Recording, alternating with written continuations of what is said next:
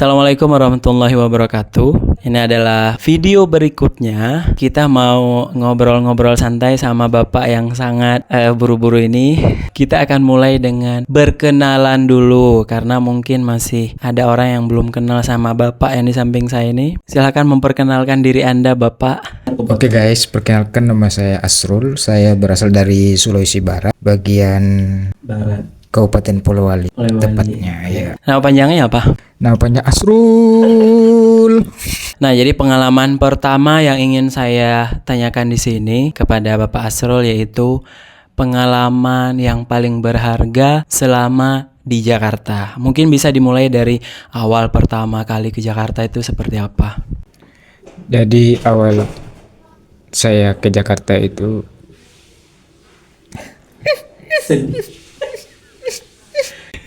awal saya ke Jakarta itu karena lanjut pendidikan di perkuliahan, dan alhamdulillah saya dapat beasiswa untuk kuliah di Jakarta. Awal mulanya saya ke Jakarta. Awal saya ke Jakarta itu pada tahun 2014 waktu itu. Dan sekarang mungkin 2025 itu udah 11 tahun saya di saya. Udah 11 tahun di Jakarta ya? 11 tahun alhamdulillah. Pertamanya dapat informasi beasiswa tuh dari abangnya ya katanya ya, Bang Alibas. Nah, iya. Pertama kali dapat info, bukan dapat info sih, tapi memang disarankan gitu, karena kebetulan ada kakak saya di sini, dia angkatan 2011. Jadi infonya itu udah lama banget kayak sayanya bahwa ya ada perkuliahan yang membuat program beasiswa. Dan setelah pas 2014 saya tamat sekolah, disaraninlah kakak saya untuk daftar juga seleksi. Oke, berarti sekarang namanya udah Asrul SAG. Bukan, Apa? SPD. Asrul SAG, nama kita semua di sini SAG, guys. Oke, pengalaman yang paling berharga sekali menurut Bapak Asrul SAG selama di Jakarta 11 tahun ini. Selama Jakarta atau selama berkuliah nih? Selama di Jakarta.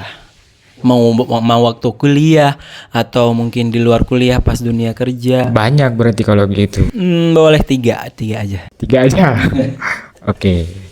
Jadi pengalaman berharga pertama ya, pada saat saya mampu menyelesaikan S1 saya, karena kebetulan saya kuliahnya agak lama, sekitar 7 tahun baru saya bisa lulus. Nah, yang paling berharga itu ketika saya di detik-detik selesai sidang skripsi Pada tahun pada tahun 2023 waktu itu. Oke. Terus kedua, pengalaman berharga saya itu ketika mengenal yang namanya dunia kerja. Oh, ternyata dunia kerja itu seperti ini gitu. Suka dukanya di dunia itu ya luar biasa lah gitu pokoknya. Oke, terus yang ketiga, pengalaman berharga yang ketiga. Pengalaman berharga yang ketiga ketika, kayaknya itu aja sih pengalaman saya itu. Enggak terlalu menarik emang hidup saya itu. Oke, jadi kan kalau misalkan kita dari kampung itu biasanya ada istilah LDR-an lah gitu kan. Oh gitu ya. Sama teman dekat. Nah, itu kamu pertama sekali punya hubungan yang benar-benar spesial itu pada tahun berapa, dan apakah itu LDR atau sebenarnya perempuan itu ada di sekitar Jakarta? Ya. Awal saya pacaran itu saya tipe orang yang memang bisa dikatakan telat mengenal yang namanya dunia ya kayak gitulah, maksudnya dunia dalam tanda kutip berpacaran gitu, karena saya punya teman dekat itu ketika pas sudah selesai sekolah SMK dulu. Saya punya teman dekat, terus ya status kita ya bisa dikatakan mungkin ya pacaran lah gitu kan. 1 minggu saya pacaran, saya langsung terbang ke Jakarta karena dipanggil sama kampus. Disitulah awal mulanya saya LDR, dan bisa dikatakan pacar pertama, tiba-tiba langsung LDR gitu. Terus kalau untuk pacar yang langsung diseriusin itu mulai tahun kapan, dan apakah itu LDR juga? Oh, maksudnya pacaran sekaligus langsung sampai ke pernikahan. Serius itu. Oh, ya sekedar informasi ya, saya sudah menikah ya baru-baru, dan alhamdulillah Istri saya ini memang juga sempat pacaran saya 3 tahun, dan kebetulan hubungan pacaran saya itu juga memang LDR, karena pertama saya kerja di Jakarta, dia di kampung kerja juga gitu kan. Awal ini saya butuh ini nggak ceritain awal saya ketemu. Boleh, boleh. Awal pertama sama orang yang benar-benar sudah. Awal pertama saya kenal istriku ini yang sekarang ini. Istriku, oke. Terus? Awalnya tuh dipertemukan sama teman juga. Jadi ada kebetulan teman sekolah saya dulu satu tempat kerja sama istriku nih. Kebetulan teman saya ini menganggap bahwa saya ini layak untuk Cocok gitu. Nah, kayaknya cocok nih kamu diperkenalkan sama istriku sekarang. Karena teman saya ini melihat istriku ini orangnya memang karakternya agak introvert lah. Bisa dikatakan introvert dulunya itu. Dia sosialnya mungkin gak terlalu mementingkan sosial lah gitu. Terus dia melihat saya ini aktif gitu, sosialnya Extrovert. kayaknya cocok nih. Nah, niat teman saya juga ini untuk mengubah istriku itu biar nggak terlalu tertutup. Awalnya sih saya responnya ya biasa aja gitu kan, karena dulu itu memang saya posisinya lagi punya teman dekat juga. Tapi saya nggak menolak juga untuk diperkenalkan sama temannya dia itu, temanku tuh. Ya saya bilang ya kenalin aja, berteman ya nggak apa-apa gitu kan. Kan dari situ kenal lah. Nah, lama itu nggak komunikasi karena ya saya juga punya teman dekat, nggak mungkin saya juga mengkhianati yang pada saat itu memang posisinya saya dekat sama seseorang kan saya orangnya setia nih. Bukannya sombong, tapi ya memang setia ya. Gitu. Oke, jadi tahun berapa tuh pertama sekali dikenalin sama itu Yuslina itu waktu 2000 berapa ya, sebelum corona lah, 2019 mungkin 19 ya. 19. Corona itu akhir 19 loh. Iya dia kayaknya 19 sebelum corona lah. Nah, saya dekat sama dia itu saya mulai bangun komunikasi, kan lama nih nggak komunikasi lagi karena ya saya fokusnya sama teman dekat saya itu. Nah, ketika saya dihianati, di sini agak melo ya. Nah, ketika pada saat itu saya dia bisa dikatakan dihianati sama teman dekat saya waktu itu. Dia tiba-tiba menghilang kan, saya chat dia nggak balas. Dan saya pun juga pada saat itu ya bisa dikatakan ya tahu diri. Ya mungkin saya nggak layak lah sama dia gitu kan, makanya dia begitu mungkin. Saya kenal kayaknya ya. Nggak, ini orang daerah juga, satu kampung juga. Masih hilang komunikasi, tiba-tiba dapat kabar dia mau menikah. Berarti pamenangan. Bukan pamenangan, mau udah nikah tuh. Jadi dia saya tiba-tiba dapat kabar dia menikah. Baru saya berpikir, ternyata dulu itu mungkin dia langsung hilang kontak, hilang apa gitu kan, karena udah ada yang memang mau serius sama dia, dan sedangkan pada saat itu memang saya belum siap tuh. Mungkin bisa jadi perempuannya milih yang lebih dulu. Sudah siap gitu. Akhirnya mulai lagi bangun komunikasi sama istriku tuh, sama Yuslina dan tahun 2000 berapa itu ya, masih transisi corona lah.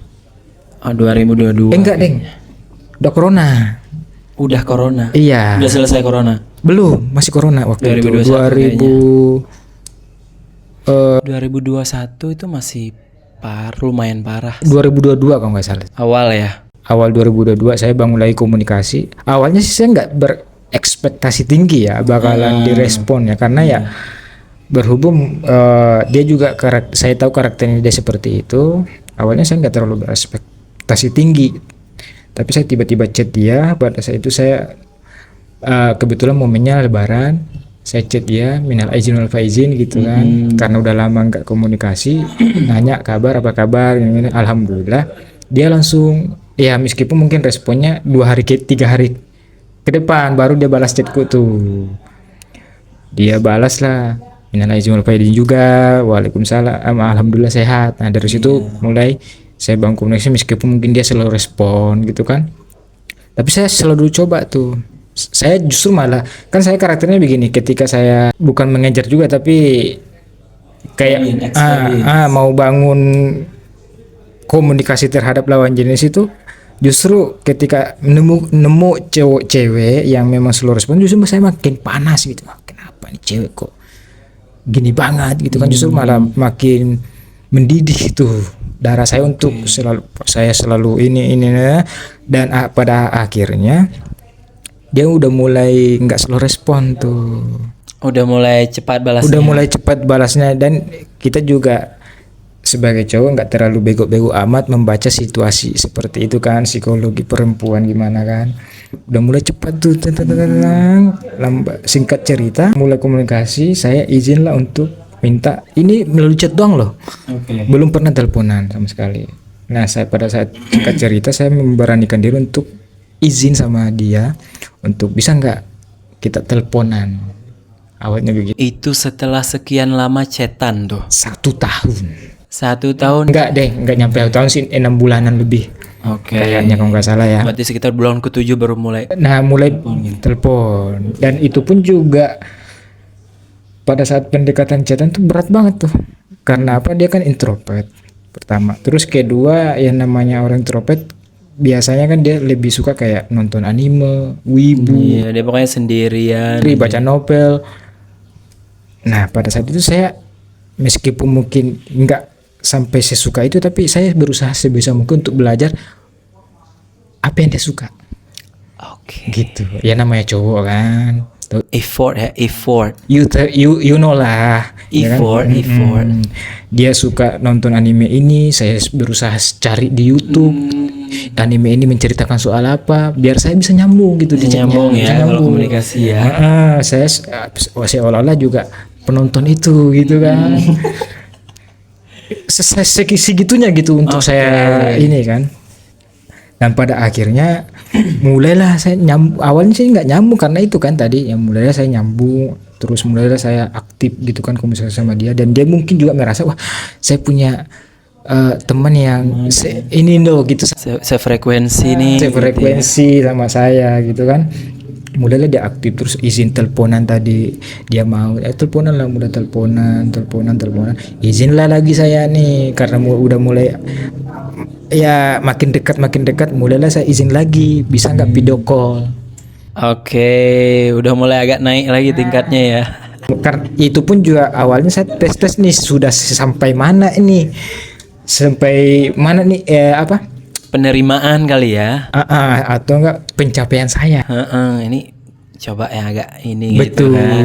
Nah, terus dia. Mau, saya kaget di situ dong. Wah mau. Tapi waktu itu udah tahu belum kalau dia itu kayak tetangga kampung, kayak kecamatan gitu. Tahu. Mulai tuh saya kaget, mau nih. Video call pertama. Video call pertama. Oh, bukan ya. Video call pertama. Pandang pertama 0. Nah, singkat cerita mulailah ya udah nggak chat lagi, chatnya ya sekilas chat ini aja kalau ketika sama-sama sibuk baru chat. Tapi ketika udah longgar nih, udah pada ada waktu, nggak telepon dong, langsung video call Ya, biar lebih jelas ya ekspresinya segala macam. tuh. Cara dia menanggapi komunikasi terhadap dia, kita tahu dia raut mukanya, oh kesel nih kalau kita ngomong kayak gini, oh bahagia nih kalau kita ngomong kayak ini gitu, biar lebih dapat lah gitu ekspresinya. Singkat cerita saya memberanikan diri tuh awal. Nembak. Sebenarnya nggak ada kata nembak sih, tapi singkat cerita saya memberanikan diri untuk mengungkapkan perasaan saya sama dia. Pakai video call. Oke. Masih ingat nggak tanggal berapa? Masuk 2023 kayaknya saya mulai Masuk 2023. ada status pacaran tuh kan. Saya pacaran 3 tahun. Saya nikah kan 2023. Jadi 23, 24, 25. Oke. 3 tahun. Saya beranikan diri untuk mengungkapkan perasaan saya, dan awalnya sih dia ya namanya perempuan lah ya. Agak statue ya. Setelan cuek. Mikir-mikir dulu, kasih waktu dulu gitu kan. Berapa lama waktunya dikasih sama Yuselina? Enggak, waktu sih nggak ditentukan, tapi dia bilangnya ya Dia okein tuh berapa lama kemudian? bentar sih, 1 hari kayak. Soalnya dia mikirin cepat. Dia cepat mikirnya introvert ya. Introvert, mikirnya cepat dia karena banyak waktu dia untuk berpikir gitu. Berpikir ya, jadi nggak selama ya. Iya, dia nggak terlalu sibuk sama sosial kan, jadi dia waktunya banyak gitu. Akhirnya hari itu langsung jadian. Jadian, tapi meskipun jadiannya pun juga dia belum terlalu menerima gitu, belum terlalu bisa menerima dulu gitu kan. Ya mungkin bisa dikatakan TTM dulu lah gitu mungkin. Nah, lambat laun itu singkat cerita, karena hubungan kita LDR ya mungkin nggak terlalu romantis kali ya. Iya. Karena kita LDR dan itu pun kita ketemu ya pada saat saya pulang kampung aja, dan saya kebetulan pulang kampung tuh setiap bulan puasa toh. Mudik, nah istilahnya mudik. Pas mudik ketemu tahun 2024. Ketemu pertama kali nih yang bikin gitu kan, karena status kita udah beda nih. Pacaran tapi belum pernah ketemu langsung. Dekat-dekat nih, dia pun juga sebaliknya begitu. Ketemunya di mana? Di dekat tempat kerjanya dia ada kafe, salah satu kafe di situ. Dekat rumahnya. Dekat tempat kerjanya. Oke, tapi masih di Mapili ya, bukan ya? Enggak, Polwali dong. Oke. Nah, dan kebetulan memang istriku ini bisa dikatakan belum pernah pacaran. Wow, terus? Pernah pacaran, belum pernah kayak Pasti kikuk ya, kikuk. istilahnya belum pernah ketemuan berdua sama cowok mungkin gitu kan, di tempat kafe apa gitu kan.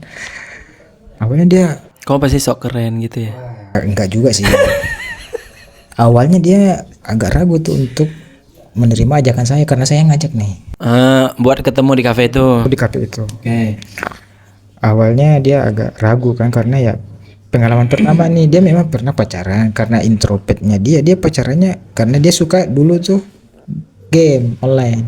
Oke. Nah, ternyata dia punya pacar dulu di game itu, orang Jawa. Pacarannya di situ, 2 kali pacaran begitu terus, orang Jawa LDR gitu. Oke. Nah, ini pengalaman pertamanya nih pacaran, ketemu langsung nih sama saya nih gitu kan. Akhirnya di situ berapa lama di kafenya? Sekitar 1-2 jaman makan doang, tapi ngobrol. Itu kamu sendiri, dia sendiri, nggak berteman? Enggak, makanya kan agak duk jeduk gitu, tapi nggak ada keretanya. Itu setelah lebaran kayaknya ya? Atau masih bulan puasa? Bulan puasa. Baik. Setelah sholat tarawih. Oh, sholat tarawih. Sholat tarawih dong, meskipun taruh 8 ya. Oke. Nah, terus memutuskan untuk melamar. Nah, dan saya juga nggak terlalu pengen cerita lika-likunya selama saya berpacaran, ya pasti ada lah kan pasti itu. banyak lah macam-macam. Dan hampir sama emosi yang dialami orang-orang yang berpacaran. Jadi, Nah, yang poin intinya itu sebenarnya pas setelah kita berdua ada niat untuk ke jenjang serius itu. oke, kita harus halal nih gitu ya. Awalnya sih memang niat kita untuk menikah itu memang pertama melihat dari umur kita yang memang udah cukup matang lah untuk ke jenjang itu. Padahal padahal ya dari segi faktor mungkin ekonomi mungkin belum siap nih. Tapi ya sebisa mungkin kita capai itu. Meskipun mungkin lika-likunya luar biasa banget. Pernah pas kita ada niat untuk ke jenjang serius itu justru malah makin banyak nih, malah kayak ujiannya betul ya? Ujiannya malah semakin pas mau halal tuh. Pas mau halal itu padahal sebenarnya baru obrolan doang nih berdua nih. Sepakat untuk ke jenjang serius, udah mulai datang tuh ujian-ujian, apakah godaan dari luar apalah gitu-gitu, dari faktor ekonomi lah apalah gini-gini. Dan alhamdulillah itu bisa diatasi, bisa dilewati dengan aman. Dan saya sangat berterima kasih kepada istriku ini karena ya memang dia paling tahu banget lah kondisi saya, baik dari segi kondisi ekonomi, kondisi keluarga saya apalagi gitu, dan dia tetap bisa menerima. Oke. Akhirnya kalian menikah pada tahun 2025. 2025. Tunangannya kemarin kapan? Bulan apa? Tunangannya bulan 6. Tahun tunangannya bulan 5. Bulan 5 2025 ya. Iya, setelah Idul Adha. Habis itu Setelah Idul Adha. Iya. Sebelum itu. sebelum udah ada kan. Habis itu menikah di tanggal 20 bulan 6 itu resepsi. resepsinya. Halalnya 18. Betul, halalnya 18 Juni. Juni 2025. Iya, karena 2 hari setelah halal itu, guys, saya OTW pakai kapal. Gunung Dempo namanya. Di situ saya akad, dia lagi di atas kapal nih. Belum nol. Itu kan tanggal 18 kau akad. Oh iya betul. Tanggal 18 di akad itu, tanggal 20 aku OTW. Terus 22 resepsi ya. Udah resepsi. Tanggal 22 itu resepsi. Dan acara pernikahannya gimana? Wah, semenjak pas Kamu pemeran utama di situ. saya sangat-sangat merasa raja waktu itu sih. Sangat-sangat merasa kayak tuan banget di situ. Pokoknya apapun yang saya mau kerjakan, nggak usah. Kami aja.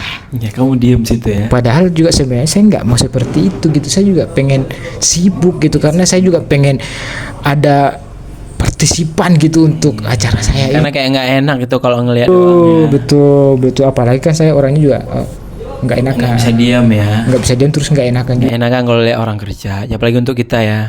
Betul sekali. Apalagi ini pengalaman pertama ya. Apalagi pengalaman pertama. Pandang nol. Nah, habis itu apa yang paling berkesan di acara pernikahan kamu tanggal 22 Juni kemarin? Pertama, kedatangan The King of Aceh.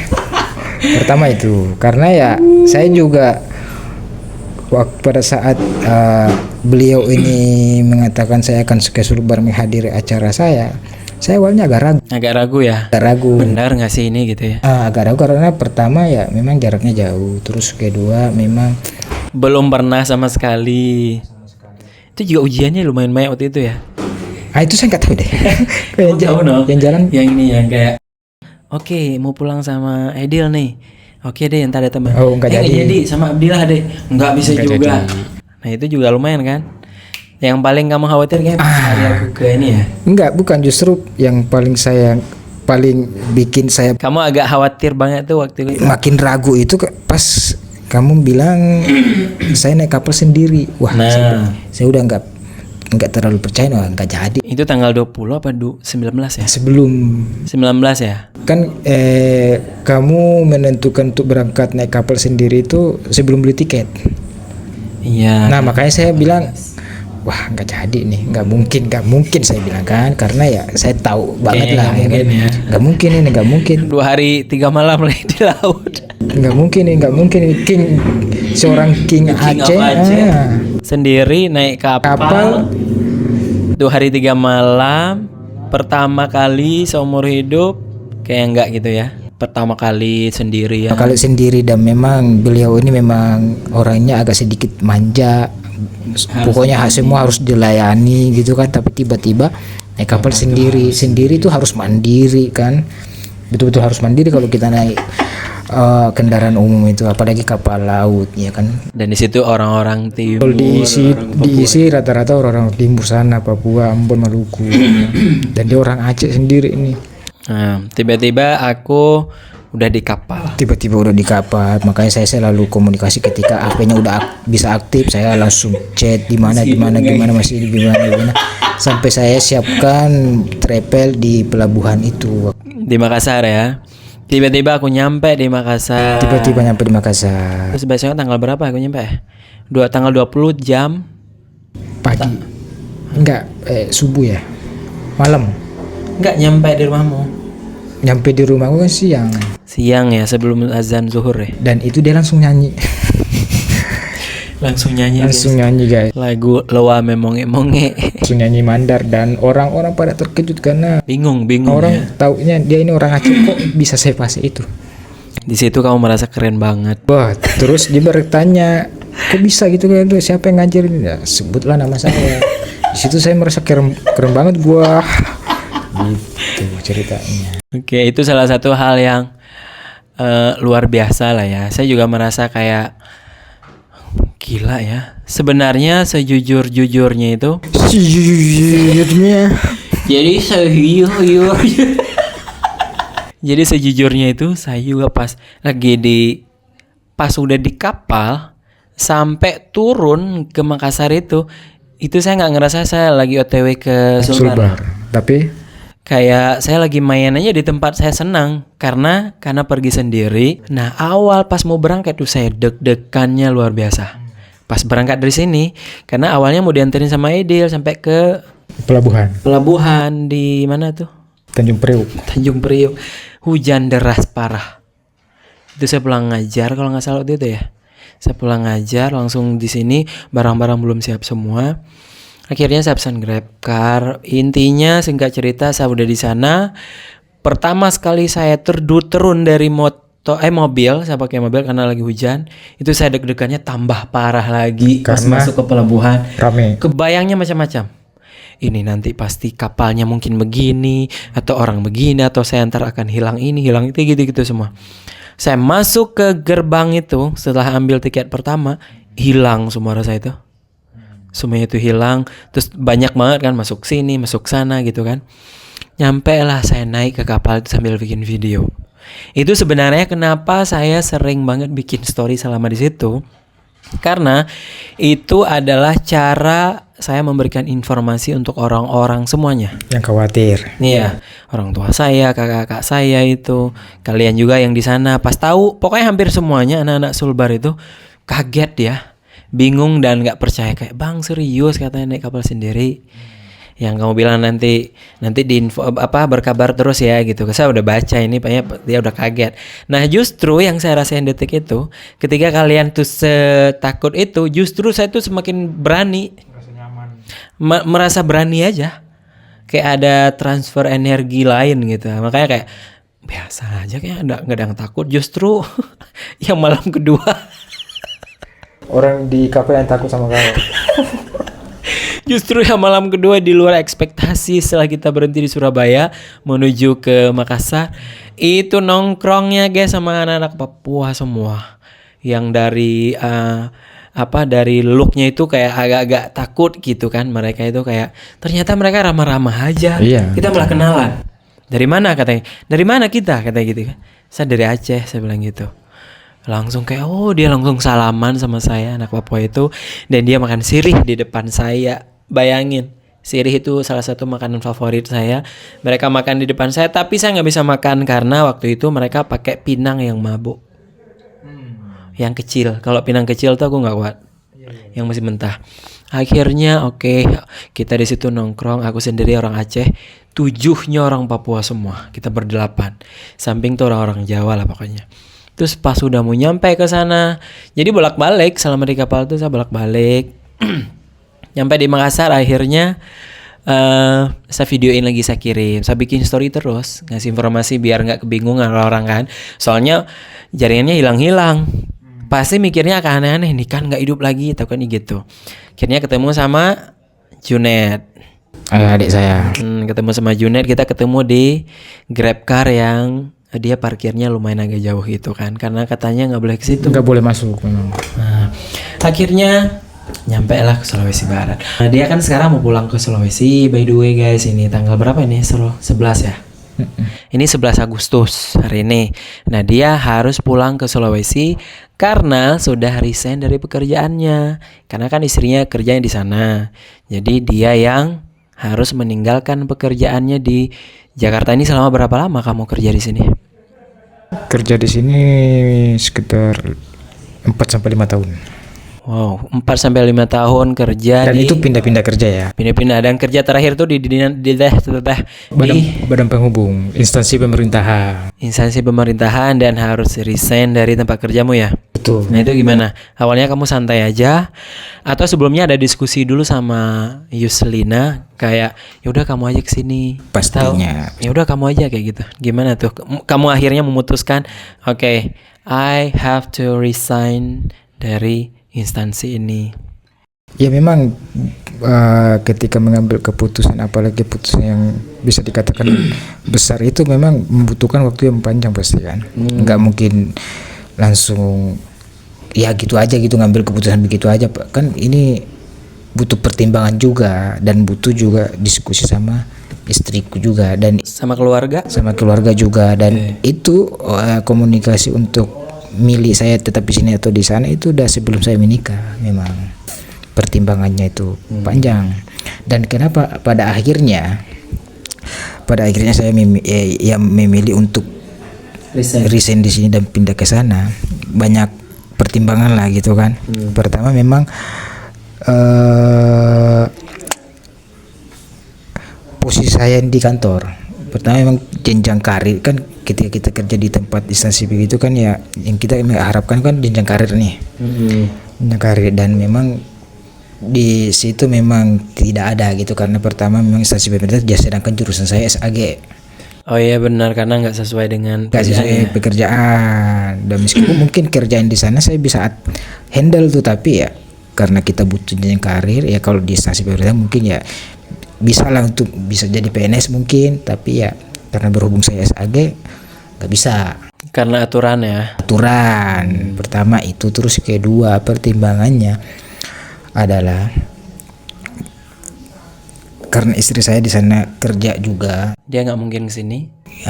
Dia kerja juga di sana, dan alhamdulillah pekerjaannya justru malah lebih bagus dibanding saya dikerja di. Dia kayaknya udah sejalur gitu ya. Udah aman secara aturan, secara segala macam, dia aman ya. Aman kalau dia, makanya saya memilih pindah ke sana itu ya karena dari situ. Dan kedua, yang ketiga pertimbangan honor saya juga di kantor. Ketika gini loh, maksudnya gaji saya sekian segini, terus di pengeluaran sekitar segini, dan saya hitung itu tuh memang Agak berat ya. berat memang. Dan ketika saya kan di sana juga ada yang nawarin sebenarnya.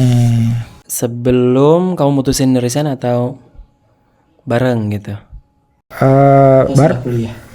Enggak, justru pas mau memilih resign.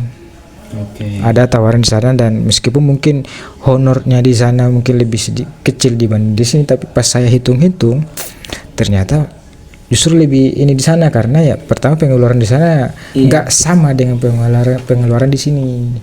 Iya. Gitu.